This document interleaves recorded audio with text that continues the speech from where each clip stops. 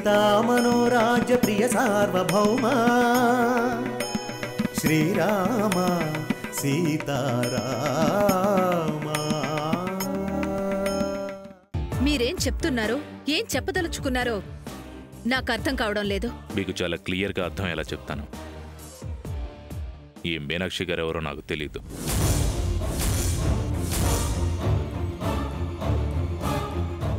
ఈ మీనాక్షితో నాకు ఎటువంటి సంబంధం లేదు. ఈవిడ కొడుకు జైతో కూడా నాకెటువంటి సంబంధం లేదు. మీతో ఈ ఇద్దరికి ఏ సంబంధం లేనప్పుడు మీ కూతురు అను గురించి ఇద్దరూ నా ఇంటికొచ్చి ఎందుకు గొడవ చేశారు? జరిగిన అన్యాయాన్ని ప్రశ్నించడానికి బంధాలు సంబంధాలు అవసరం లేదు. అభిమానంతో కూడా రావచ్చు. మీ బంధాల్ని మీరు దూరం చేసుకుని ఎందుకు మాట్లాడుతున్నారో కారణం నాకు తెలియదు. కానీ ఈవిడ మీరు తాళి కట్టిన భార్య అని, ఈ జై నీ రక్తం పంచుకు పుట్టిన కొడుకు అని నాకు తెలుసు. ఏ కాదా? చెప్పండి మీనాక్షి గారు, వాసుదేవ్ మీ భర్త కాదా?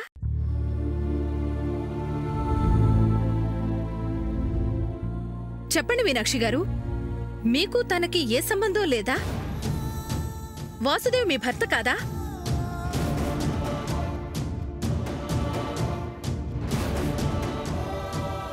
నాకు అతనికి ఏ సంబంధం లేదు. ఆయన నా భర్త కాదు.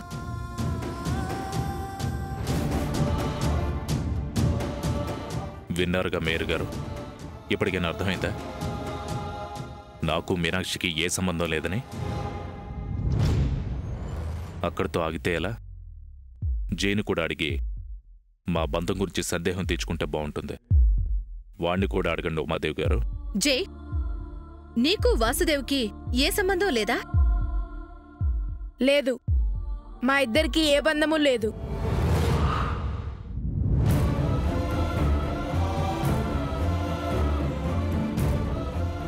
ఇప్పుడు క్లియర్గా అర్థమైందా ఉమాదేవి గారు? మీ కొడుకును జైలుకు పంపించానని మీకు మీ కొడుక్కి నా మీద కోపం ఉంటే మీ పగని, ప్రతీకారాన్ని, ద్వేషాన్ని నా మీద చూపించండి. నన్ను చంపండి. లేకపోతే ప్రతిరోజు నన్ను హింసించి నరకం చూపించండి. అంతేకాని నాకు సంబంధం లేని ఈ కుటుంబం జోలికి మాత్రం దయచేసి వెళ్ళకండి.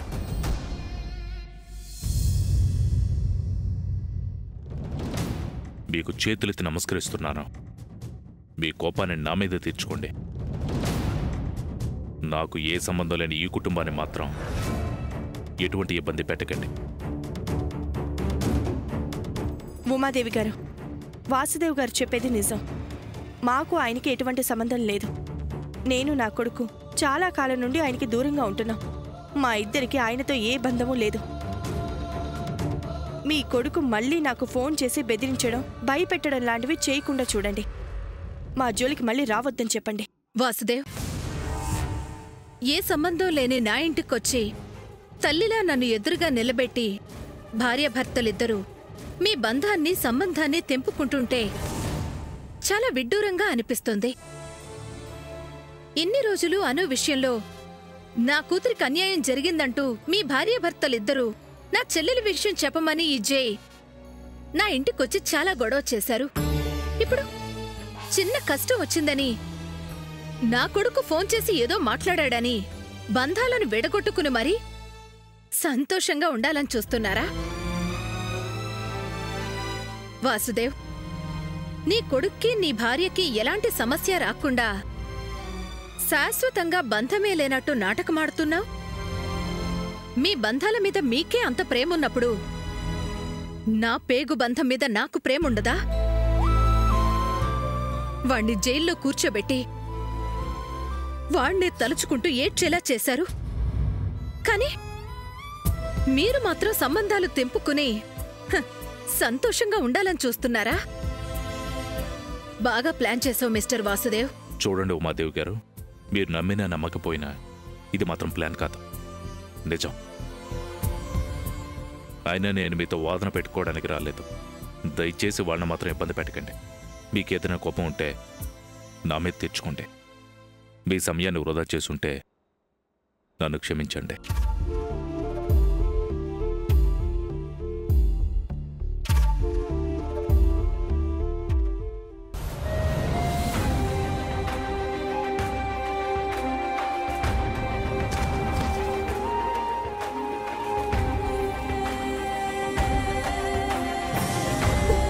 రవి, వెళ్ళండి, ఇంటి దగ్గర డ్రాప్ చేసిరా.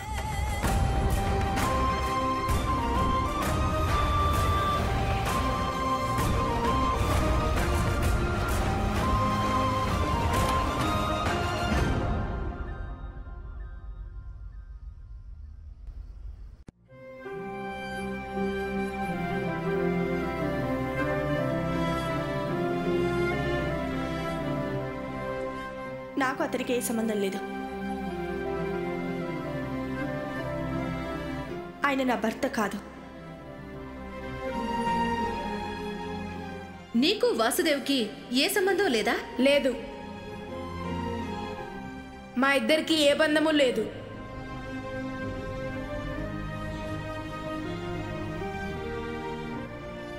సార్, ఏంటి రవి? కొన్ని సంతకాలు చేయాలి సార్.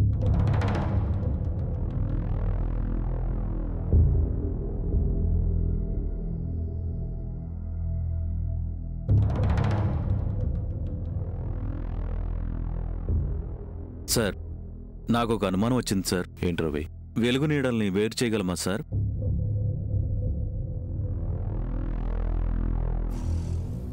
ఏం చెప్పాలనుకుంటున్నావో స్ట్రైట్గా చెప్పు. మీరు చేసిన పని గురించే సార్. ఏ పని? మీరు మేరీ గారింట్లో మాట్లాడిన మాటలు నాకు నచ్చలేదు సార్.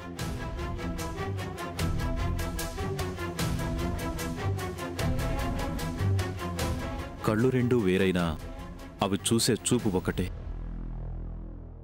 అలాగే భార్యాభర్తల శరీరాలు వేరైనా మనసులు ఒకటే. చివరి వరకు నడవాల్సిన దారి ఒకటే.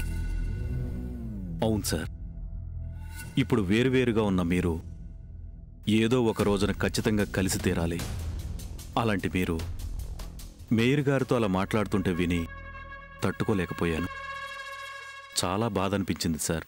నేను మాత్రం ఆనందపడ్డాను అనుకుంటున్నావు రవి? కాకపోతే బాధ నాది కాబట్టి బయటికి చెప్పుకోలేకపోతున్నాను. ఎవరికి చెప్పుకోవాలో తెలియక నాలో నేనే సతమతమవుతున్నాను. మీనాక్షికి నాకు ఎటువంటి సంబంధం లేదని ఆ మేయర్తో చెప్తుంటే నా మనసు ఎంత వెలవెలలాడిపోయిందో, నా గుండెల్లో ఎన్ని అగ్నిపర్వతాలు బద్దలైపోయాయో నీకే కాదు, ఆ మీనాక్షి కూడా తెలియదు రవి.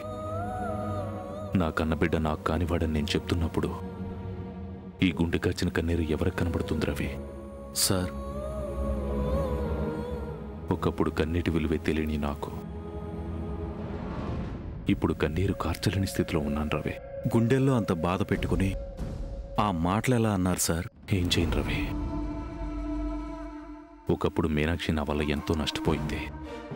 ఇప్పుడు కూతురు కూడా నా వల్లే కోల్పోయిందనుకుంటుంది. అందుకే మీనాక్షికి కానీ చెయ్యి కానీ ఏ కష్టం నష్టం రాకూడదని ఆ మేయర్ కానీ శక్తి కానీ ఏదైనా చెయ్యాలనుకుంటే నాకే చెయ్యాలి, కానీ వాళ్ళకి ఏ హాని తలపెట్టకూడదు. మీనాక్షి జైలుతో నాకే సంబంధం లేదని ఆ ఉమాదేవి శక్తులు నమ్మాలి. అందుకే వాళ్ళ ముందు అలా మాట్లాడాను. సార్, మీరు అనుకున్నట్టు మీనాక్షి గారు జై నమ్ముతారేమో గాని ఆ మేయర్ గారు శక్తి నమ్ముతారని నేను అనుకోవడం లేదు సార్. అవును సార్, ఒకవేళ మేయర్ గారు నమ్మినా ఆ శక్తి మాత్రం అస్సలు నమ్మడు సార్. నమ్మాలి రవి, నమ్మి తీరాలి. ఆ ఉమాదేవి వల్ల కానీ శక్తి వల్ల కానీ నా భార్య బిడ్డలకి ఎటువంటి హాని జరగకూడదు. అందుకు శక్తి నేను ఒకసారి కలవాలి. సార్, శక్తిని జైల్లో నేను కలవడానికి ఏర్పాటు చేయి.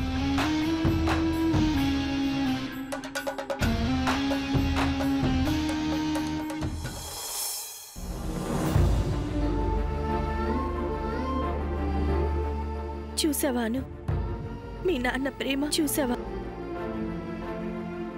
మీ నాన్నకి మనమంటే ఎంతో ఇష్టమని, నేను ఆయన్ని ద్వేషిస్తున్నానని నువ్వు నన్ను కాదని మీ నాన్న దగ్గరికి వెళ్ళావు.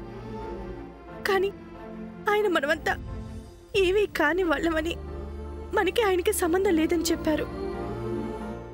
మనసు లేని మనిషి మాటలు నమ్మి నువ్వు ఆయన దగ్గరికి వెళ్ళినా ఆయన మనసు మాత్రం మారలేదమ్మా. మీ నాన్న మారలేదు. అమ్మా మీనాక్షి, దేవ్ మనసులేని మనిషి కాదమ్మా, మనసు నిండిన మనిషి. మనసు నిండా మిమ్మల్ని నింపుకున్న మనిషి. బాబాయ్, ఆయన గురించి మీకు పూర్తిగా తెలీదు. చూడమ్మా, మనిషి గురించి అంచనా వేసేటప్పుడు మనసు లోతు తెలుసుకోవాలి. ఆ మనిషి మాటల వెనుకున్న హృదయం తెలుసుకోవాలి. అంతేకాని ఆ మాటలకి అంటుకున్న కోపాన్ని కాదమ్మా. అతనెప్పుడూ మీ వెంటపడి వేధిస్తున్నాడు అని చెప్పావు. కాని అలాంటి మనిషి ఇప్పుడు మీరెవరో తెలీదని ఎందుకు చెప్పాడమ్మా? ఆ మేయర్ ఉమాదేవి వల్ల, వాళ్ళబ్బాయి శక్తి వల్ల మీకు హాని జరుగుతుందని భయపడి, ఆ భయంతోనే మిమ్మల్ని తీసుకెళ్లి మరీ మీరెవరో తనకి సంబంధం లేదని చెప్పాడు. మీరు దూరంగా ఉన్నా పర్లేదు, సుఖంగా ఉండాలని కోరుకున్నాడు. అందుకే అలా మాట్లాడాడు. కాని అలా మాట్లాడినందుకు అతని మనసెంత క్షోభపడుంటుందో ఒక్కసారి ఆలోచించమ్మా. బాబాయ్, పాములోని విషయం మందుల్లో వాడతారని పామును కూడా మంచిదనుకోవడం మంచిది కాదు. బాబాయ్, మీరు అతని మీద అంత జాలి చూపించాల్సిన అవసరం లేదు. మీనాక్షి, మరీ అంత దారుణంగా మాట్లాడకమ్మా. మీకు తెలీదు బాబాయ్, ఆయనకిలా మాట్లాడడం కొత్తేమీ కాదు. కావాలనుకున్నప్పుడు అతిగా ప్రేమ చూపించడం, వద్దనుకున్నప్పుడు దాన్ని మించి ద్వేషం చూపించడం ఆయనకు అలవాటే బాబాయ్. ఏంటమ్మా నువ్వు మాట్లాడేది? అవును బాబాయ్, నేను అతనిలో ప్రేమను చూశాను, కోపాన్ని చూశాను. అతని ప్రేమ పాశవికం, కోపం కర్కశం. అతని ప్రేమని తట్టుకోలేం, కోపాన్ని భరించలేం. మీకు అతని మాటలు కొత్తగా అనిపించొచ్చు, నాకు కాదు. గతంలో అతను చాలాసార్లు ఇలా మాట్లాడారు. అంత మాత్రానా అతనికి మా మీద ప్రేమ పెరిగిపోయిందని మీరు అనుకోకండి బాబాయ్. చూడమ్మా, నీకు గతం చేదు అనుభవాన్ని మిగిల్చుండొచ్చు. అతను ప్రస్తుతం మంచి మనిషిగా మారుండొచ్చు. భవిష్యత్తులో మీతో కలిసి జీవించాలని ఆశపడుతూ ఉండొచ్చు. జరిగిపోయింది, జరగనున్నది ఎలా జరిగినా జరగబోయేది మాత్రం మంచే కావచ్చు. కాలం తీరు, మనిషి తీరు ఎప్పుడూ ఒకేలా ఉండవమ్మా. కాలంతో పాటే మనిషి కూడా మారతాడు. కాబట్టి అతని గురించి ఎప్పుడూ ఒకే అభిప్రాయంతో ఉండొద్దమ్మా. నీ అనుభవాలతో ఒక అభిప్రాయానికొచ్చి నీ కాళ్ళ మీద నువ్వు బ్రతుకుతున్నావు. నా అభిప్రాయాల్ని నీ మీద రుద్దడం తప్పనిపిస్తే నన్ను క్షమించమ్మా. బాబాయ్, మీరలా మాట్లాడకండి. కానీ నేను చెప్పిన దాని గురించి ఒక్కసారి ఆలోచించమ్మా.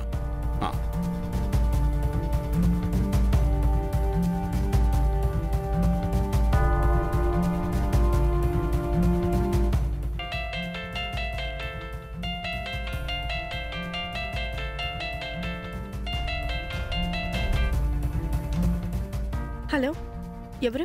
హలో మేడం, నమస్తే. ఎలా ఉన్నారు?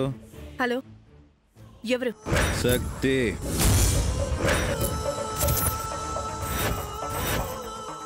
ఏంటి మేడం, మీ ఆయన మిమ్మల్ని మీ అబ్బాయిని మా ఇంటికి తీసుకెళ్ళి మీ మధ్య ఏ సంబంధం లేదని మా అమ్మతో చెప్పాడంట. నిజంగా మీ మధ్య ఏ సంబంధం లేదా? చూడండి, మా ఇద్దరి మధ్య ఏ సంబంధము లేదు. ఈ విషయం అందరికీ తెలుసు. మీకు తెలియదని మమ్మల్ని మీ ఇంటికి తీసుకొచ్చి మరీ తెలియజెప్పాడు. మీరు కూడా తెలుసుకుంటే మంచిది. ఇలా మాటి మాటికి ఫోన్లు చేసి ఇబ్బంది పెట్టడం మీకు మంచిది కాదు, మాకు మంచిది కాదు. ఏంటి, నాకు మంచిది కాదా? వార్నింగా, రిక్వెస్టా? మీరు ఏం చేసినా ఎలా చెప్పినా నేను నమ్మను. మీరు భార్యాభర్తలే. మీకు చెప్తుంటే అర్థం కాదా? మేం విడిపోయి చాలా సంవత్సరాలైంది. కావాలంటే కనుక్కోండి. కనుక్కుంటే కన్న కొడుకు కొడుకు కాకుండా పోతాడా? కట్టుకున్న భర్త పక్కింటి వాడైపోతాడా? మీరెన్నిసార్లు చెప్పినా నేను నమ్మను. నమ్మనంటే నమ్మను. చూడండి, మీరేవైనా అనుకోండి, కానీ నాకిష్టం లేని మనుషుల గురించి మాట్లాడి నా మనసుని కష్టపెట్టకండి. దయచేసి నేను చెప్పే విషయం నమ్మండి, లేదంటే ఫోన్ పెట్టేయండి. ఫోన్ పెట్టేయకండి మేడం. నమ్ముతాను, మీ మధ్య ఏ సంబంధం లేదని నమ్ముతాను. కానీ ఒక్కటి మాత్రం నిజం, నా ఆలోచనని మాత్రం మార్చుకోను. నీ కొడుకుని వదలను. నీ కొడుకుని అడ్డం పెట్టుకొని ఆ దేవుని చావు దెబ్బ కొడతాను.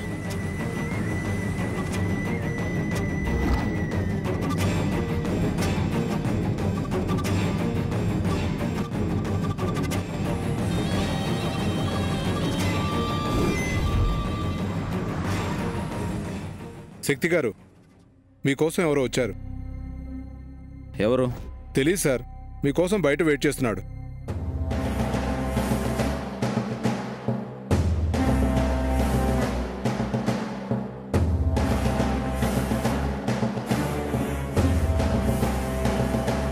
ఎవరు?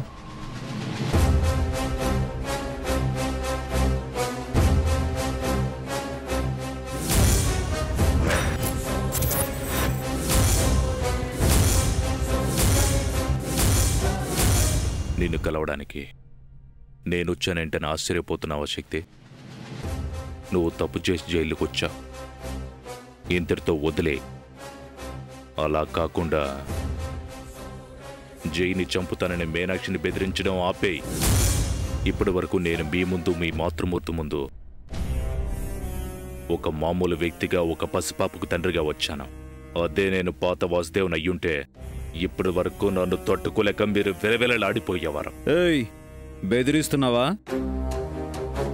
నువ్వు బెదిరిస్తే భయపడ్డానికి ఇక్కడెవడో సిద్ధంగా లేడో. నేను ఏదైనా భరిస్తాను, కానీ మా అమ్మ విషయంలో ఎవరైనా జోలికొస్తే నేను భరించలేను. నువ్వు మా అమ్మని కన్నీళ్లు పెట్టించావు, బాధపడేలా చేశావు, 10 మందిలో తల దించుకునేలా చేశావు, ఆమె పరువు పోయేలా చేశావు. కాబట్టి నిన్ను వదిలిపెట్టను వాసుదేవ్. శక్తి, ఇప్పటికైనా బెదిరింపులు ఆపేయమని మాటలతో మర్యాదగా చెప్తున్నాను. ఆపేయి.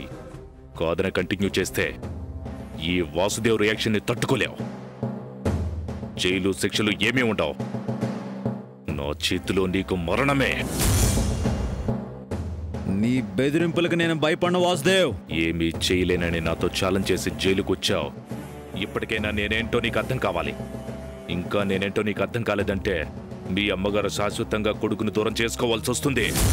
మళ్ళీ చెప్తున్నాను, మీనాక్షి జోలికి గాని, జై జోలికి గాని రావద్దు. వస్తాను. ఏం చేస్తావో చూస్తాను. నాకు కూడా నువ్వు చెప్తున్న పాత వాసుదేవుని చూడాలనుంది. నాకింతకంటే ఏమీ జరగదు. నీకు నష్టం జరగకుండా చూసుకో. రేపు జయ స్కూల్కి వెళ్తాడు, కానీ ఇంటికి రాడు.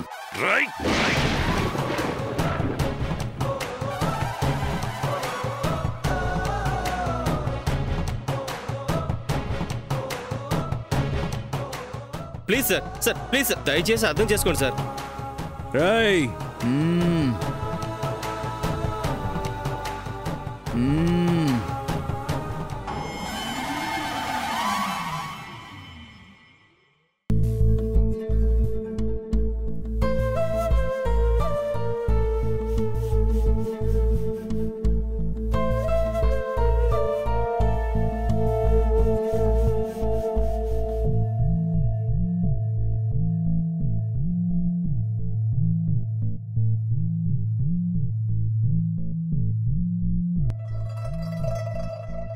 మీనాక్షి, ఎక్కడికి వెళ్తున్నావు?